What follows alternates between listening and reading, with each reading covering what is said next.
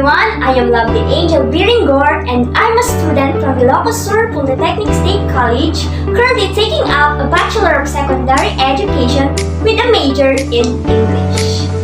Today, we will talk about teacher-centered and learner-centered approaches to material adaptation. I interviewed teachers about how they select materials in their classrooms. Let's find out their responses and further discuss it. This answer is from Emma Ruth Leones. She said there are many factors to consider in selecting learning materials. In my class, I first need to consider the size of the class and the type of learners. We have objectives to follow in teaching, so I also provide materials that will meet and support the objectives. During the pandemic, the instructional materials should supplement and guide the learner's learning process. All in all, I selected learning materials with no errors or correct information and well-written, referring to the modules. They are easy for teachers, students, and parents to understand and spark students' interest.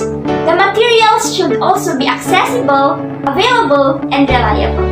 But they should also address the learner's different learning styles. This answer is from May Lopez. In selecting your classroom materials, number 1, you should know the accessibility or availability of the material. Is it always available or not? Number 2, the relativeness and appropriateness of the material. Is your material related and appropriate to your topic? Will it really help you in your teaching? If not, then select another material that is suitable for your lesson. Number 3, authenticity. If possible, your classroom material should be authentic or real. Students could learn more from those materials if they could see, touch, or smell it for real. Let's hear the response of Sir Sherwin Peña. He said the selection of instructional materials should be carefully identified and chosen as students are diverse and lessons are customized with the application of differentiated instruction. Of course, instructional materials should not be costly, except for machine and some that could not be localized if not improvised. A teacher should be resourceful. Instructional materials should also be appropriate for the lesson and the type of students. Their age, culture, and religion should be included. This answer is from Maribel Galuardo. She said, when selecting learning materials, this must be aligned with the most essential learning competencies.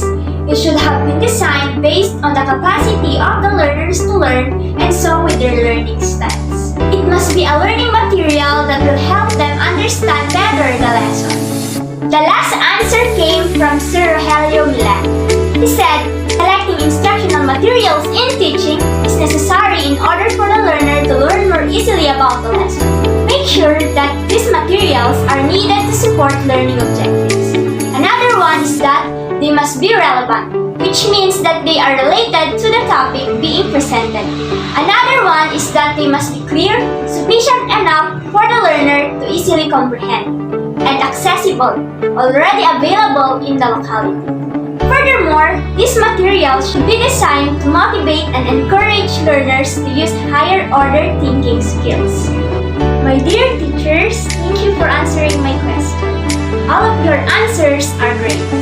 I have learned a lot from all of you. As a future educator, it is essential that we become acquainted with the various types of instructional materials that can be utilized in any teaching or learning setting, ranging from podcasting to screencasting and from infographics to captivating videos, among others.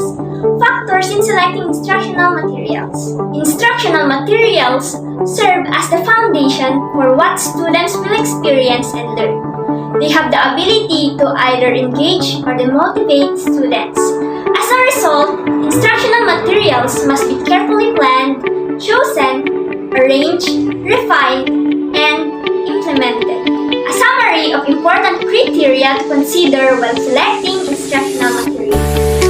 Number 1. Take into account individual learning styles and needs. Select items that provide information in a variety of formats. Using mixed media, text, games, etc. Makes knowledge more engaging and caters to the various learning styles of students.